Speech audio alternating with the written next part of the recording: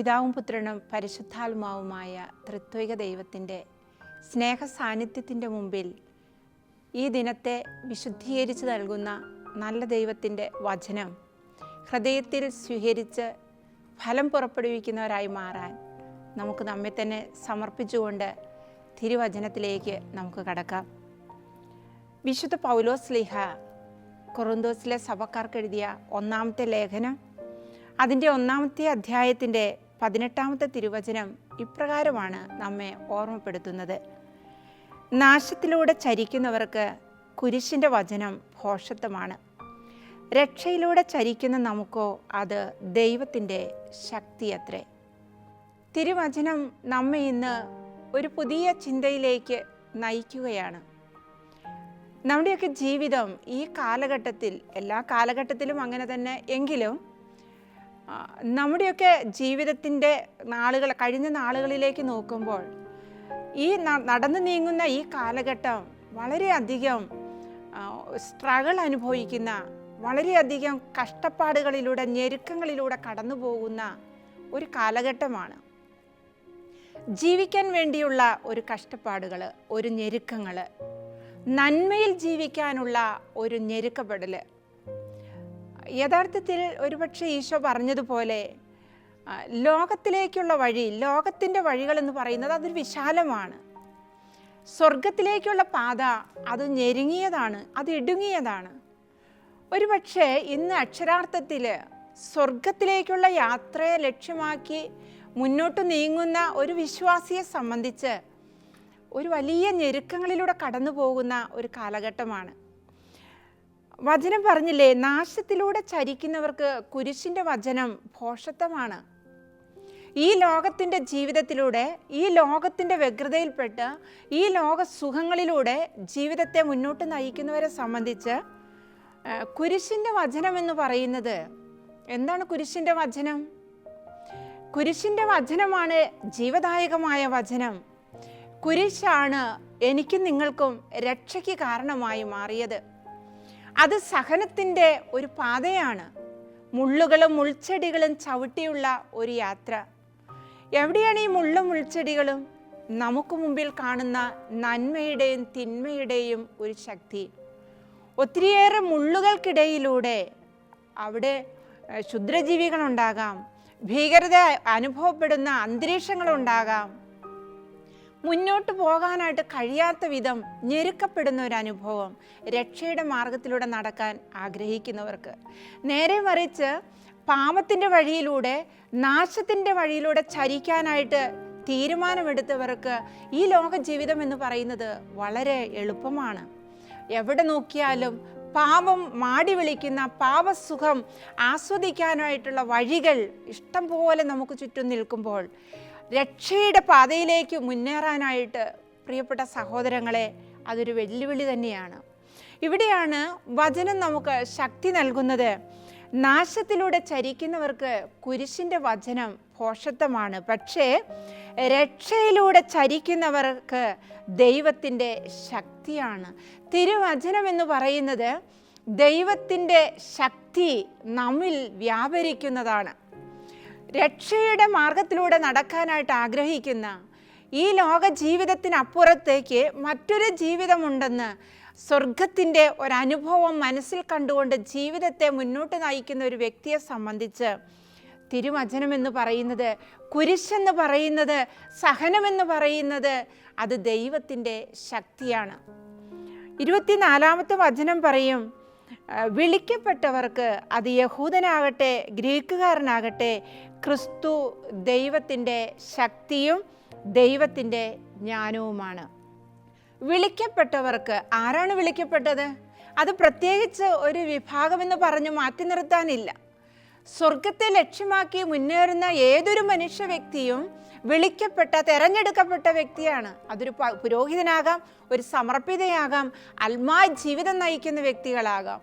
ഏത് ജീവിത അന്തസ്സ് തെരഞ്ഞെടുത്താലും പ്രിയപ്പെട്ടവരെ, രക്ഷ അനുഭവിക്കാൻ ആഗ്രഹിച്ചുകൊണ്ട്, നിത്യത പുൽകാൻ ആഗ്രഹിച്ചുകൊണ്ട്, ഇനിയുള്ള മറ്റൊരു ലോകത്തെ, മറ്റൊരു ജീവിതത്തെ മനസ്സിൽ കണ്ടുകൊണ്ട് ജീവിതത്തെ നയിക്കുന്ന ഏതൊരു വ്യക്തിക്കും ഈ കുരിശെന്ന് പറയുന്നത്, സഹനമെന്ന് പറയുന്നത്, പീഡകളെന്ന് പറയുന്നത് അത് രക്ഷയാണ്, ദൈവത്തിൻ്റെ ശക്തിയാണ്.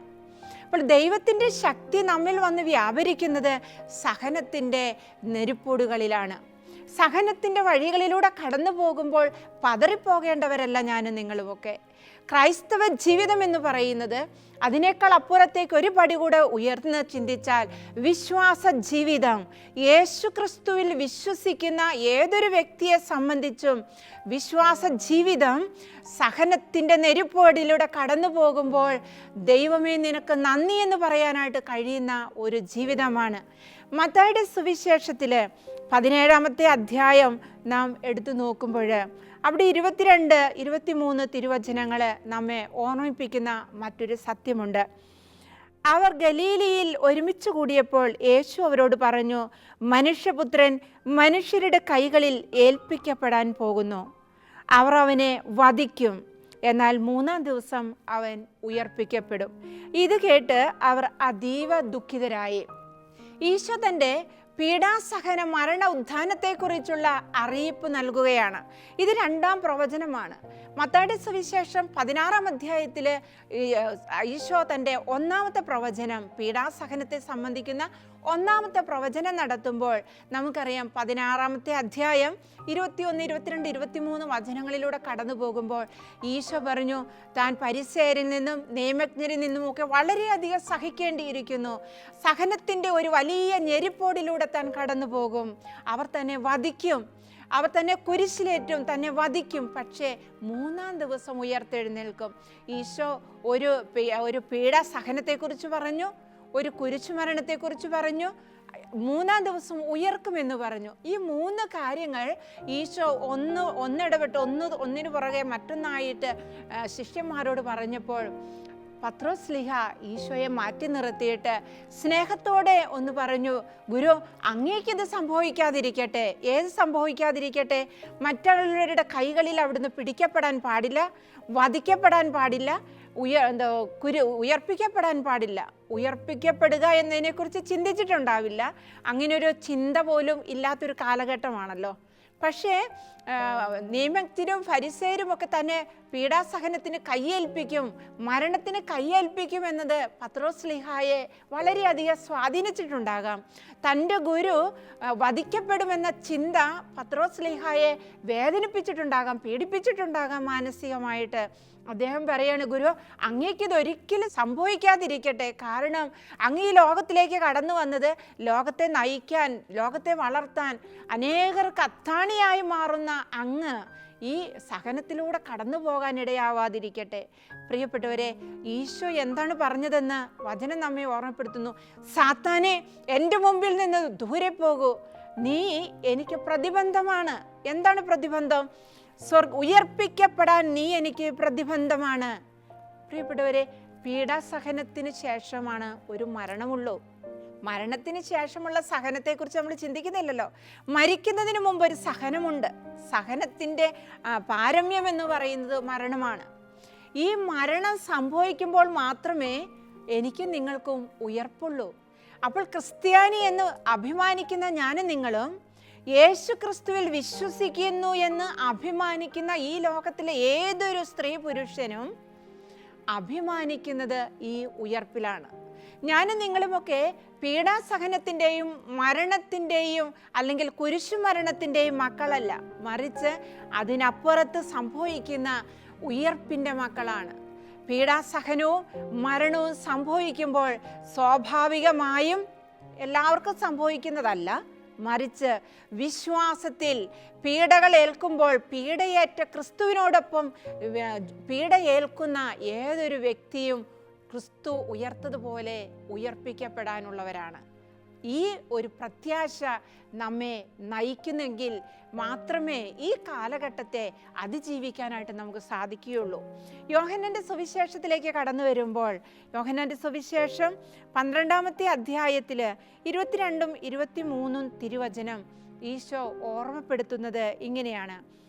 ഞങ്ങൾ യേശുവിനെ കാണാൻ ആഗ്രഹിക്കുന്നുവെന്ന് ഗ്രീക്കുകാർ ഈശോയെ അന്വേഷിച്ചു വന്ന് പറയുകയാണ്. അപ്പോൾ ഫിലിപ്പോസും അന്ത്രയോസും കൂടെ ഈശോയോട് ചെന്ന് പറയുന്നു, ഗുരു, അങ്ങയെ കാണാനായിട്ട് ഇതാ കുറച്ച് ആളുകൾ വരുന്നു. ഈശോ ഉടനെ തന്നെ തൻ്റെ ശിഷ്യന്മാരോട് ഇങ്ങനെ പറഞ്ഞു, മനുഷ്യപുത്രൻ മഹത്വപ്പെടാനുള്ള സമയമായിരിക്കുന്നു. സത്യമായി ഞാൻ നിങ്ങളോട് പറയുന്നു, ഗോതമ്പ് മണി നിലത്ത് വീണ് അഴിയുന്നില്ലെങ്കിൽ അത് അതേപടിയിരിക്കും, അഴിയുന്നെങ്കിലോ അത് കൂടുതൽ ഫലം പുറപ്പെടുവിക്കും. ഗോതമ്പ് മണി നിലത്ത് വീണ് അഴിയുന്നില്ലെങ്കിൽ അത് അതേപടിയിരിക്കും. അത് നമുക്കറിയാവുന്ന കാര്യമാണ്. ഗോതമ്പ്, നെല്ല് നമ്മൾ വയലിൽ വിതച്ച് അതിനെ വളർത്തുന്ന ഒരു കൃഷിയുടെ പാരമ്പര്യമൊക്കെ നമ്മുടെ മനസ്സിലുണ്ട്. നമ്മുടെയൊക്കെ തലമുറയിൽ, വരും തലമുറകൾക്ക് അതൊക്കെ അന്യമായിരിക്കാം. പക്ഷേ നമുക്കിതിൻ്റെ ഒരു ഓർമ്മയുണ്ട്. ഇനി ഒന്നുമില്ലെങ്കിലും വീട്ടിൽ പയറ് നടുന്നത്, ഏതെങ്കിലും ഒരു വിത്ത്, ആ വിത്ത് അതിൽ തന്നെ അങ്ങനെ തന്നെ നിൽക്കുമ്പോൾ അതിന് ഫലം പുറപ്പെടുവിക്കാനായിട്ട് സാധിക്കുന്നില്ല. അതങ്ങനെ തന്നെ ഇരിക്കുകയുള്ളൂ. അതേസമയം അത് മണ്ണിലേക്ക് വെച്ച് അതിനല്പം വെള്ളം കൊടുത്ത് അതിനല്പം വളമിട്ട് അത് വളരും.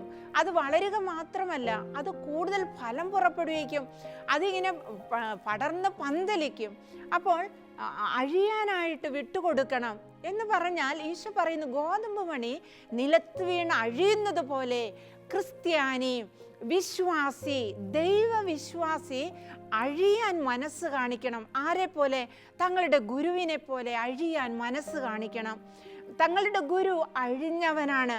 ജീവിതത്തിൻ്റെ സഹനത്തിൻ്റെ നെരുപ്പോടിലേക്ക് തന്നെ തന്നെ വിട്ടുകൊടുത്തപ്പോൾ ദൈവഹിതമാണ് സംഭവിക്കുന്നതെന്ന് സ്വയമേ ഗ്രഹിച്ച് സഹനത്തിന് വിട്ടുകൊടുത്ത യേശുക്രിസ്തുവിനെ പോലെ നിശബ്ദം തൻ്റെ സഹനത്തിൻ്റെ ജീവിതത്തിൽ പരാതിയില്ലാതെ, പരിഭവമില്ലാതെ, മറ്റാരോടും ഒന്നുമില്ല, ഇത് എൻ്റെ ജീവിതത്തിൻ്റെ വിളിയാണെന്നുള്ള വലിയ ബോധ്യത്തോടെ നടന്നു നീങ്ങുന്ന ഒരു വ്യക്തിയെ സംബന്ധിച്ച് ഈ പീഡാസഹനങ്ങൾക്കപ്പുറത്ത് ഒരു ഉയർപ്പുണ്ട്. അതാണ് ദൈവത്തിൻ്റെ ശക്തി. എവിടെയാണ് ഇവിടെ ദൈവത്തിൻ്റെ ശക്തി വ്യാപരിക്കുന്നത്? കുരിശിലേറാനായിട്ട് യേശുക്രിസ്തുവിനെ ശക്തിപ്പെടുത്തിയ ദൈവത്തിൻ്റെ ശക്തി ദൈവത്തോടൊപ്പം സഹിക്കുന്ന ഏതൊരു വ്യക്തിയിലും വന്ന് നിറയുമെന്ന് ജീവിത അനുഭവങ്ങൾ നമ്മെ പഠിപ്പിക്കുകയാണ്. പ്രിയപ്പെട്ടവരെ, സഹനത്തെ ആഴ്ന്ന് പുൽകാനായിട്ട് കഴിയുമ്പോൾ നമുക്കറിയാം, വിശുദ്ധ അൽഫോൻസാമ്മയൊക്കെ നമ്മുടെ നാട്ടിൽ തന്നെ ഈ കേരള മണ്ണിൽ ജനിച്ച് വളർന്ന് വിശുദ്ധി പ്രാപിച്ച വിശുദ്ധ അൽഫോൻസിയമ്മയൊക്കെ സഹനത്തിൻ്റെ നെരുപ്പോടിലേക്ക് സ്വയം വിട്ടുകൊടുത്തില്ലേ? സഹിക്കാൻ മനസ്സ് കാണിച്ചില്ലേ? പരാതി ഉണ്ടായിരുന്നില്ലല്ലോ, പരിഭവം ഉണ്ടായിരുന്നില്ലല്ലോ. നമ്മുടെയൊക്കെ കുടുംബജീവിതത്തിൽ ഏത് ജീവിതാന്തസ്സാവട്ടെ പ്രിയപ്പെട്ടവരെ, സഹനമില്ലാത്തൊരു ജീവിതമില്ലല്ലോ. ഏത് ജീവിത അന്തസ്സിനും അതിൻ്റേതായ സഹനങ്ങളുണ്ട്. നമ്മൾ ആരും സഹനത്തിന് അതീതനല്ല. സഹനത്തെ കൂടാതെ നമുക്ക് ആർക്കും ഈ ലോക ജീവിതത്തെ മുന്നോട്ട് പോകാനായിട്ട് സാധ്യമല്ല. നമ്മുടെ ഇഷ്ടങ്ങളോടൊന്ന് പടപൊരുതേണ്ടി വരുന്നുണ്ട്. പല ഇഷ്ടങ്ങൾ നമ്മളൊന്ന് വേണ്ട എന്ന് വെക്കേണ്ടതായിട്ട് വരുന്നുണ്ട്. പല സാഹചര്യങ്ങളിലും ഒരു അഡ്ജസ്റ്റ്മെൻറ്റ് നടത്തേണ്ടതായി വരുന്നുണ്ട്. കുടുംബത്തിലൊക്കെ അത് അത്രയോ അധികമാണ്. ജീവിത പങ്കാളികൾ പരസ്പരം ഒരു അഡ്ജസ്റ്റ്മെൻറ്റ്, അത് വളരെ കുറച്ചൊന്നുമല്ല. എന്തുമാത്രം അഡ്ജസ്റ്റ് ചെയ്താലാണ് ഒന്ന് ജീവിക്കാനായിട്ട് കഴിയുക. മാതാപിതാക്കളും മക്കളും തമ്മിലുള്ള ബന്ധത്തിൽ, സഹോദരങ്ങൾ തമ്മിലുള്ള ബന്ധത്തിൽ, സഹോദരങ്ങൾ തമ്മിലുള്ള ബന്ധങ്ങളുമൊക്കെ നിലനിൽക്കണമെങ്കിൽ എന്തുമാത്രം അഡ്ജസ്റ്റ്മെൻറ്റ് നടത്തിയാലാണ്, എന്തുമാത്രം വിട്ടുവീഴ്ച ചെയ്താലാണ്. വിട്ടുവീഴ്ചയില്ലാത്ത കുടുംബങ്ങളിലൊന്നും സാഹോദര്യങ്ങളില്ല പ്രിയപ്പെട്ടവരെ. എത്രയോ കുടുംബങ്ങളിൽ സാഹോദര്യങ്ങളില്ലാതെ ഒറ്റയ്ക്ക് വളരാൻ ആഗ്രഹിക്കുന്ന എത്രയോ കുടുംബങ്ങളുണ്ട്. സഹോദരങ്ങളൊക്കെ ഭാരമാണെന്ന് കരുതി, തങ്ങളുടെ വളർച്ചയ്ക്ക് അവരെല്ലാം തടസ്സമാണെന്ന് കരുതി മാറ്റി നിർത്തിയിട്ട് സ്വയം വളരാനും വലുതാകാനും ഒക്കെ ആഗ്രഹിക്കുന്ന എത്രയോ കുടുംബങ്ങളെ നമ്മൾ ഇന്ന് കാണുന്നു. പക്ഷെ അതൊന്നും വിശ്വാസത്തിൻ്റെ, സാഹോദര്യത്തിൻ്റെ ജീവിതമല്ല. അതൊന്നും നിത്യതയെ ലക്ഷ്യമാക്കിയിട്ടുള്ള ജീവിതമല്ല. നിത്യതയെ ലക്ഷ്യമാക്കിയിട്ട് ജീവിക്കുമ്പോൾ സാഹോദര്യത്തിനൊക്കെ വളരെ വിലയുണ്ട്. ആ സാഹോദര്യങ്ങൾക്കൊക്കെ അതിനെയൊക്കെ പടുത്തുയർത്തണമെങ്കിൽ ഒരുപാട് അഡ്ജസ്റ്റ്മെൻറ്റുകൾ നടത്തേണ്ടതായിട്ടുണ്ട്. ഇഷ്ടാനിഷ്ടങ്ങൾ തമ്മിൽ എളുപ്പമല്ലല്ലോ അതൊന്ന് മുന്നോട്ട് കൊണ്ടുപോകാനായിട്ട്. പ്രിയപ്പെട്ടവരെ, അവിടെയൊക്കെ ഞാനും നിങ്ങളുമൊക്കെ എടുക്കുന്ന ഒരു പെയിൻ, ഒരു വേദന, മറ്റുള്ളവരെ വളർത്താൻ, മറ്റുള്ളവരെ ഉയർത്താൻ, അല്ലെങ്കിൽ ഒപ്പത്തിനൊപ്പം വളർത്തിക്കൊണ്ടുവരാനോ ആയിട്ടൊക്കെ ഞാൻ ത്യജിക്കേണ്ടി വരുമ്പോൾ, ഞാൻ മാറ്റിവെക്കേണ്ടി വരുമ്പോൾ പ്രിയപ്പെട്ടവരെ, അതൊക്കെ നമ്മളെ സംബന്ധിച്ച് ഒരു സഹനമാണ്. ഈ സഹനത്തെയാണ് നിത്യതയിലേക്കുള്ള ചവിട്ടുപടിയായിട്ട് മാറ്റാൻ ഈശോ ആഗ്രഹിക്കുന്നത്. വിശുദ്ധ അമ്മ ത്രേസ്യായും വിശുദ്ധ അൽഫോൻസാമയും ജീവിതത്തിൽ ഏതൊരു വിശുദ്ധരെ എടുത്തോ, ഏതൊരു വിശുദ്ധൻ്റെയും വിശുദ്ധയുടെയും ജീവിതം സഹനത്തിൻ്റെ വഴികളിലൂടെ കടന്നുപോയവരാണ്. സഹനം അത് നമുക്ക് ഒരു രക്ഷയിലേക്ക് നയിക്കുന്ന ഒരു പാതയാണ്. നമ്മുടെ മുമ്പിൽ തുറന്നു തരുന്നു, സ്വർഗം നിത്യത തുറന്നു തരുന്നു. പ്രിയപ്പെട്ടവരെ, ഇതെല്ലാം ഒരു ഉയർത്തെഴുന്നേറ്റ യേശു ക്രിസ്തുവിലുള്ള നമ്മുടെ വിശ്വാസമാണ് നമ്മെ മുന്നോട്ട് നയിക്കുന്നത്.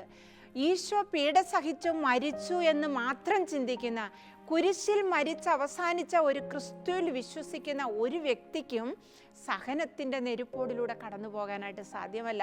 വിശ്വാസ ജീവിതത്തിൽ പിടിച്ചു നിൽക്കാൻ സാധ്യമല്ല. ഈ ലോകത്തെ അതിജീവിക്കാൻ സാധ്യമല്ല. ഈ ലോകത്തിൽ സന്തുലിതാവസ്ഥ നമുക്കൊന്ന് പിടിച്ചു നിൽക്കണമെങ്കിൽ, ഒന്ന് ശാന്തമായി മുന്നോട്ട് പോകണമെങ്കിൽ, നമ്മുടെ ജീവിതത്തെ ഒന്ന് ക്രമത്തിലൊന്ന് മുന്നോട്ട് കൊണ്ടുപോകണമെങ്കിൽ ഉയർത്തെഴുന്നേറ്റ ഒരു ക്രിസ്തുവിനെക്കുറിച്ചുള്ള ചിന്ത അത് നമ്മുടെ മനസ്സിൽ നിറഞ്ഞു നിൽക്കണം. ക്രിസ്തു ഉയർത്തെഴുന്നേറ്റവനാണ്. ക്രിസ്തു ഉയർത്തെഴുന്നേറ്റവനാണ്. ഞാൻ വിശ്വസിക്കുന്നത് ഈ ഉയർത്തെഴുന്നേറ്റ ക്രിസ്തുവിലാണ്. ആകയാൽ പ്രിയപ്പെട്ടവരെ, ഈ ക്രിസ്തു എന്നെ നയിക്കും, ഈ ക്രിസ്തു എന്നെ ശക്തിപ്പെടുത്തും, ഈ ക്രിസ്തു എന്നെ തൻ്റെ ഉയർപ്പിൽ എന്നെയും പങ്കുചേർക്കും. ഞാൻ തനിച്ചല്ല, ഞാൻ സഹിക്കുമ്പോൾ ഞാൻ തനിച്ചല്ല. ഗെത്സമനിയിൽ സഹനത്തിൻ്റെ നെരിപ്പോടിൽ പിതാവേ, സാധ്യമെങ്കിൽ ഇതൊന്ന് മാറ്റിത്തരുമോ എന്ന് ചോദിച്ച നിമിഷത്തിൽ വചനം പറയുന്നു, സ്വർഗത്തിൽ നിന്നൊരു ദൂതൻ ഇറങ്ങി വന്ന് അവനെ ശക്തിപ്പെടുത്തുന്ന ഒരു ദൈവമുണ്ട്. പ്രിയപ്പെട്ടവരെ, എന്നെയും നിങ്ങളെ ശക്തിപ്പെടുത്തുന്ന, കൂടെ നിന്ന് ശക്തിപ്പെടുത്തുന്ന ഒരു ദൈവം. സഹനത്തിൻ്റെ നെരുപ്പോടി നിൽക്കുമ്പോൾ നമ്മൾ ചിലപ്പോൾ ചോദിച്ചെന്നിരിക്കും, ദൈവമേ നീ എവിടെയാണ്? ദൈവം ഇതൊന്നും കാണുന്നില്ലേ? ദൈവം എൻ്റെ വേദന കാണുന്നില്ലേ? എൻ്റെ സഹനം ഒരുപക്ഷെ രോഗക്കിടക്കയിലായിരിക്കുമ്പോഴാകാം ദൈവത്തെക്കുറിച്ച് നമ്മൾ ആവലാതിപ്പെടുകയോ, ദൈവമേ നീ എവിടെയാണ്? ഈ സഹനത്തിൻ്റെ വേദന തീച്ചൂളയിൽ കിടക്കുമ്പോൾ നീ എവിടെയാണ്? പ്രിയപ്പെട്ടവരെ, കൂടെ നടക്കുന്ന ദൈവത്തെ തിരിച്ചറിയണം. എമ്മൗസിലേക്ക് യാത്ര പോയ ശിഷ്യന്മാരെക്കുറിച്ച് ലൂക്കായുടെ സുവിശേഷം 24-ാമത്തെ അധ്യായത്തിൽ നാം വായിക്കുന്നില്ലേ? ഒപ്പം നടന്നപ്പോൾ അവർക്ക് മനസ്സിലായില്ലല്ലോ പ്രിയപ്പെട്ടവരെ.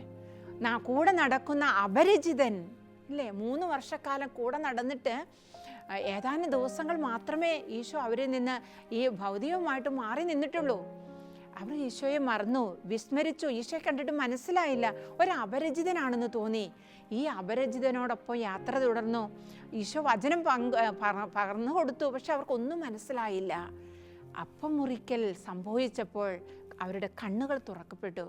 പ്രിയപ്പെട്ടവരെ, നമ്മുടെ സഹനവേളയിൽ നമുക്ക് ശക്തി പകരുന്നത് അൾത്താരയാണ്, വിശുദ്ധ ബലിയാണ്. ജീവിതത്തിൻ്റെ സഹനങ്ങളുമായി ദേവാലയത്തിലേക്ക് ഓടണം.